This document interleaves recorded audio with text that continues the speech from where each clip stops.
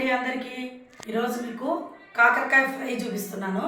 అదేమంటే కాకరకాయ stuffed fry అనమాట. దాన్ని ఎలా చేసుకోవాలో చూపిస్తాను మీకు. ఫస్ట్ కాకరకాయలను ఉడికించుకుందాము. దీన్ని ఈ విధంగా గీరుకుందామండి. ఇలాంటిది మీ అందరి ఇళ్ళల్లో ఉంటాయి. ఇలాంటివి తీసుకొని పైన మేమైతే ఇలా గీరుకుంటాము. చాలామంది అలాగే వదిలేసి ముక్కలు చేసుకొని ఫ్రై చేస్తారు. సారీ అండి, నాకు ఈ గొంతు ఇదైంది, కొంచెం ఎక్సర్సైజ్ చేసుకోండి. నేను చెప్పే మాటలను గట్టిగా రావట్లేదు మాట. ఏమైనా చెప్పు, ఆడవాళ్ళు ఎక్కువ మాట్లాడతారు. ఎందుకంటే సేవింగ్స్ అంటారు చూడు, బ్యాంకులో సేవింగ్, అట్లా మగవాళ్ళు కొన్ని మాటలు తగ్గించుకొని సేవ్ చేసుకుంటారు. మీరు ఎక్కువ మాట్లాడి ఎక్కువ మాట్లాడి రాలేదండి. కలింగర పండు తెచ్చినారు, కరబూజకాయ అంటాము మేము, కలింగర పండు అంటాం. అది వాటర్ మిలన్ అండి, అందరికి అర్థమైంటుంది. వాటర్ మిలన్ ఎండలు పూర్తి రాకముందే తెచ్చి నిన్న మొన్న తిని దానికి, అది కూడా మధ్యాహ్నం పూటే తిన్నాను. నిన్న మొన్న తిని ఈ గొంతు పోయిందండి, మాటల వల్ల కాదు, మాట్లాడితేనే పనులు జరుగుతాయి ఇంట్లో. ఇదండి ఇలా గీరుకున్నాను చూడండి ఫుల్గా. అన్నీ ఇలాగే ఇది గీరుకున్నాము. అన్నీ ఈ విధంగా పీల్ చేసి పెట్టుకున్నాను చూడండి, నున్నగా అయినాయి. ఈ విధంగానే మేము చేసుకుంటాము. ఇప్పుడు దీనిలను టిప్పు కట్ చేసి అన్నీ టిప్ కట్ చేద్దాము.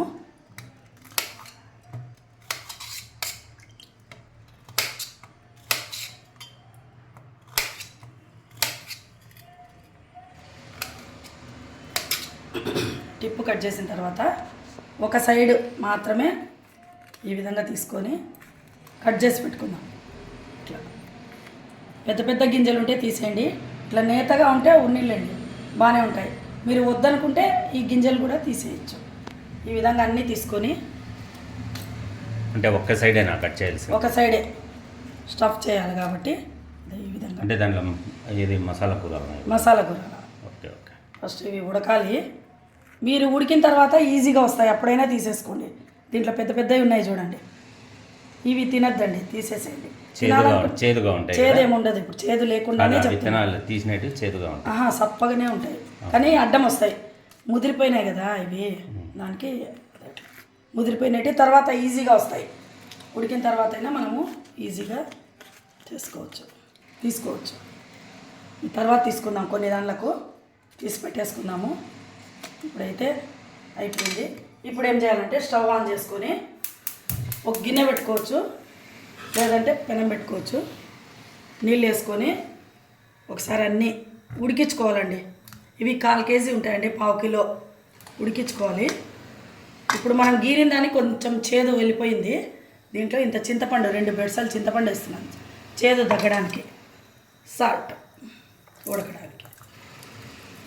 ఇది వేసి ఒక 10 మినిట్స్ 7-8 మినిట్స్ ఉడికించుకొని సగం ఉడికే వరకు ఉన్నించుకొని ఆపేయాలి. తర్వాత మసాలా ప్రాసెస్ చెప్తాను. కాకరకాయలు ఉడికిపోయినాయి చూడండి, కొంచెమే ఉడికించినాయి, ఎక్కువ లేదు. అంత గింజలు తీసి పెట్టేసుకున్నాను. ఇవి పడేద్దాము, అవసరం లేదు. అవి చల్లగా కూడా అయిపోయినాయి, చల్లారిపోయినాయి. దీనికి అంటే ఈ సీడ్ అవసరం లేదా? ఇంకా అవసరం లేదు, పడేద్దాం. ప్రాంప్టింగ్ చెప్పండి. ఆ పనే చేస్తాలే, నువ్వు మెత్తగా చెప్పు, నేను గట్టిగా చెప్తుంటాను. సరే, దీనికి మధ్యలో స్టఫింగ్ చేసుకోవడానికి మసాలా చూపిస్తున్నాను. అర్థమైతే ఉందిలే, దీని మధ్యలో అట్లా చెప్తే రేపు అవుతుంది. సరే తెల్లగడ్డలు 7-8 తెల్లగడ్డలు, 1/4 కేజీ కాబట్టి ఒక పెద్ద ఎర్రగడ్డ, కొంచెం కొబ్బరి ముక్క చిన్నదంతా తీసుకున్నా, ఒక చెక్క, 2 లవంగాలు, కారము 1/4 స్పూను, కారం 1/4 స్పూను, పసుపు 1 టేబుల్ స్పూను, ధనియాల పొడి 1 స్పూను, 1 టేబుల్ స్పూను, తగినంత ఉప్పు తగినంత. ఇవి గ్రైండ్ చేసుకుందాం. ముందు అన్నీ కలిపి గ్రైండ్ చేసుకోవాలి. ముందు ఇది గ్రైండ్ చేసుకుందాము.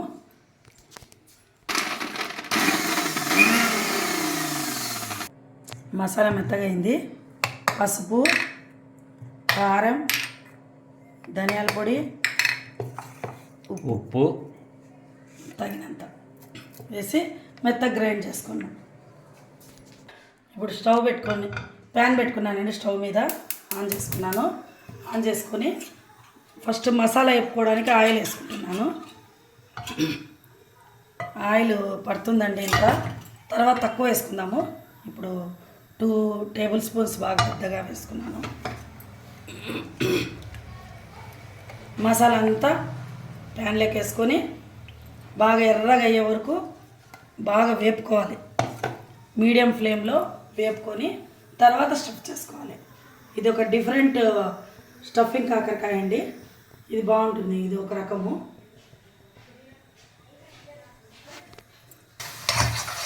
మీడియం ఫ్లేమ్ పెట్టుకొని బాగా మసాలానంతా వేపుకుందామండి. దగ్గర అయ్యే వరకు వేపుకుందాం. రెడ్కి కావాలా, పచ్చివాసన అస్సలు ఉండకూడదు. పచ్చివాసన పోయే వరకు వేపుకుందాం. కొద్దిగా గట్టిగా కావాలి కదా, అది గట్టిగాని కాదు, మసాలా వేగాల దీంట్లో కూరడానికి కాదు, కూరడానికే, కానీ గట్టిగా దగ్గరగా అయ్యి వేగాల. పచ్చివాసన ఉండకూడదు, లోపల స్టఫ్ చేస్తాం కాబట్టి.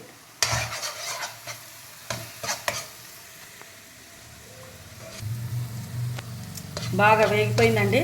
చుట్టూ ఆయిల్ కూడా వచ్చేసింది. స్టవ్ ఆఫ్ చేసుకున్నాము. ఇప్పుడు ఒక్కొక్క దాంట్లో కాకరకాయని తీసుకొని వేడిగా ఉంది కాబట్టి స్పూన్తో పెట్టేస్తున్నాను. బాగా స్టఫ్ చేసేయండి ఫుల్గా.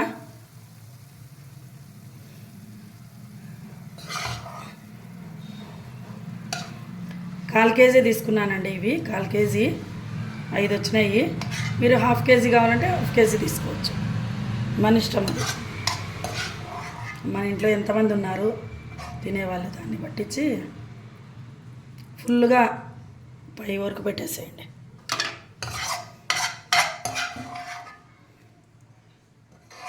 అన్నీ పెద్దగా నేతగానే ఉన్నాయి, కానీ అన్నీ పెద్దవే ఉన్నాయి. గింజలు అన్నీ తీసేసాను, ముదురుగా ఉన్నాయి అసలు.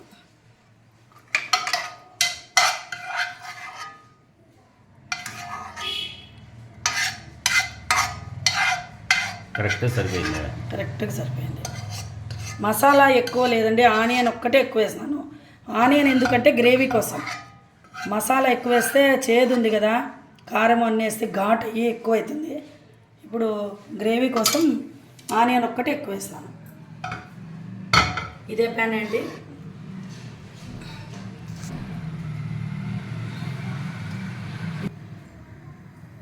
ఇదే ప్యాన్లోనే ఆయిల్ వేసేసుకోండి. కడగాల్సిన అవసరం లేదు. ఆయిల్ ఇంతకుముందు దాంట్లో కంటే కొంచెం హాఫ్ వేసుకోండి చాలు. ఇప్పుడు మనకి ఏగిపోయింది కదా మసాలా. ఇప్పుడు ఈ ఉడికిన కాకరకాయ ఇప్పుడు దీంట్లో విత్ మసాలాతో ఇప్పుడు వేగాలి.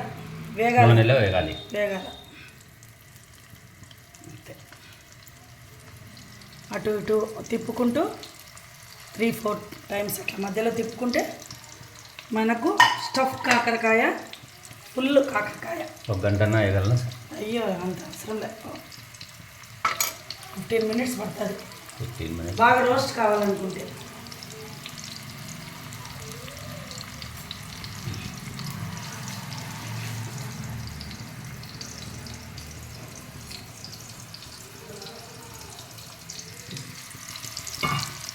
మూత పెట్టాల్సిన పని లేదు, కావాలంటే హాఫ్ పెట్టుకుందాం నిబ్బు. ఇదిగోండి సైడ్కి తిప్పుకున్నాను. ఇట్లే ఇప్పుడు వేగిపోయినాయి, ఈ సైడ్ వేగినాయి. ఆయిల్ కొంచెం చాలు, ఇదే ఎనఫ్ ఆయిల్. ఈ ఆయిల్లోనే మనము మగ్గించుకున్నాం. ఇప్పుడు రెండో సైడ్ తిప్పినాను. అట్లే 4 వైపులా కొంచెం అట్లా టర్న్ చేసుకుంటా. ఈ మసాలా కింద పడినా ఏం పర్వాలేదండి, ఇది రైస్లో కలుపుకుంటే చాలా బాగుంటుంది. వదిలేద్దాం.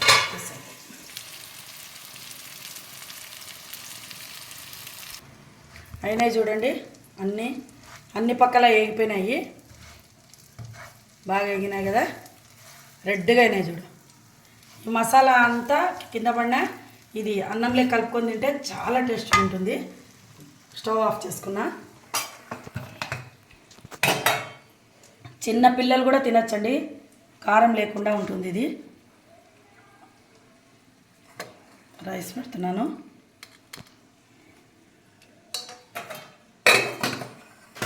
ఈరోజు మా ఇంట్లో పప్పు కాకరకాయ, స్టఫ్ కాకరకాయ స్టఫ్డ్ కాకరకాయ పప్పు.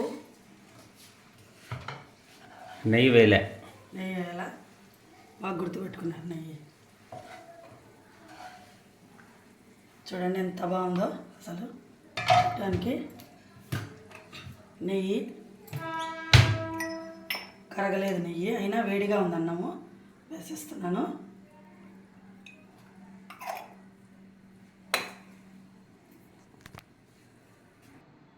హాయ్ అండి.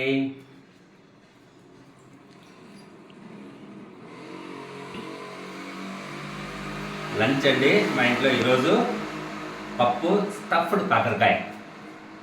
కాకరకాయ చూస్తుంటే నోరు ఊరుతోంది. బా ఉండు కొద్దిసేపు పప్పు కలుపుకొని తినేసి నంచుకుందాం దాన్ని. ఆ పప్పులో ఇప్పుడు మనకు పెనంలో ఉన్న గ్రేవీ నేనైతే వేసుకుంటానండి. వేసుకొని అదే కలుపుకొని నేను ఆ పప్పుకి ఆ పప్పులోనే పచ్చిమిరకాయల పప్పులోనే, ఇది పచ్చిమిరకాయల పప్పు అండి, మెంతాకేసి మెంతాకు పప్పు, ఈ గ్రేవీని దాంట్లో కలుపుకొని నేను అట్లా తింటానండి. ఈయనైతే ఉత్త పప్పే తింటాడు మా ఆయన. మెంతాకు పప్పు ఎట్లుంది? మెంతికూర పప్పు చాలా బాగుంది. ఇప్పుడు కాకరకాయ చెప్పండి. దానికి కొరకాలు అనిపిస్తుంది.